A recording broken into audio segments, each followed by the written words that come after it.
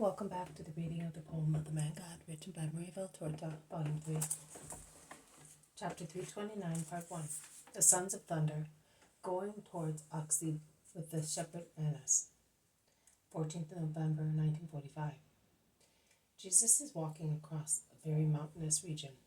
The mountains are not high, but the road runs up and down hills all the time, and there are many torrents, which flow merrily in the cool, fresh season, and are as clear as the sky and as fresh as the first leaves that are beginning to grow more and more copiously on the trees.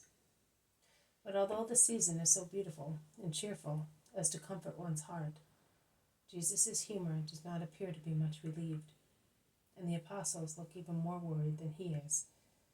They are walking very quietly along the bottom of a valley. Shepherds and flocks are the only visible life, but Jesus does not even seem to see them. A downhearted sigh of James of Zebedee and his sudden words, the obvious result of a concerned mind, draw Jesus' attention. James says, and defeats, we seem to be cursed. Jesus lays a hand on his shoulder. Do you not know that is the lot of the better ones? I know since I've been with you, but now and again we would need something different, which we did get in the past, to cheer up hearts and faith. Do you doubt me, James? How much grief there is in Jesus' trembling voice. No. His no is certainly not a very definite one. But you do doubt. What then? Do you no longer love me as you did before? The fact that you have seen me expelled, derided, or only neglected near the Phoenician borders has perhaps weakened your love, has it? There is deep grief in Jesus' trembling words. Although there are no sobs or tears, his very soul is weeping. No, my Lord, not that. On the contrary, the more I see you misunderstood, rejected, humiliated, afflicted, the more my love for you increases, and I would willingly offer my life as a sacrifice in order not to see you thus, and to be able to change the hearts of men. You must believe me. Do not crush my heart, which is already so depressed, by doubting that I do not love you. Otherwise I will go to extremes. I will go back, and I will revenge myself upon those who grieve you, to prove that I love you, to remove your doubt. And if they catch me and kill me, I will not care in the least. I will be satisfied with giving you a proof of my love. O son of thunder, whence so much impetuosity? Do you want to be an exterminating thunderbolt? Jesus smiles at the ardor and intentions of James. Oh, at least I see you smile. That is already one result of my intentions. What do you say, John? Shall we carry out my intentions to relieve the master, who is depressed because of so many repulsives? Oh, yes, let us go. We will go back and speak to them.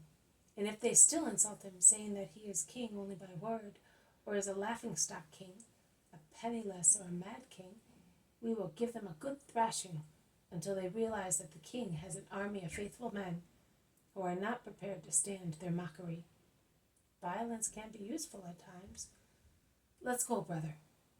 John replies to him, and angry as he is, he seems to be another man, so different from the ever-mild John. Jesus places himself between the two, catches them by the arms to hold them back, and says, just listen to them. And what have I been preaching for such a long time? Oh, what a wonderful surprise. Also John, my dove, has become a hawk.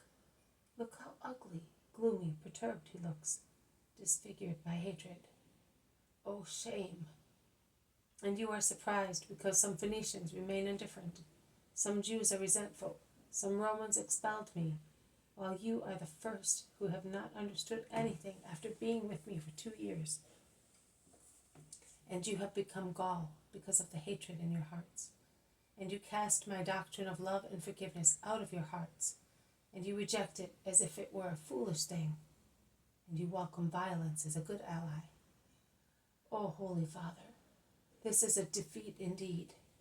Instead of being hawks, sharpening their beaks and claws, would it not be better if you were angels praying the Father to give relief to his Son? When has a storm ever done any good with its thunderbolts and hailstones?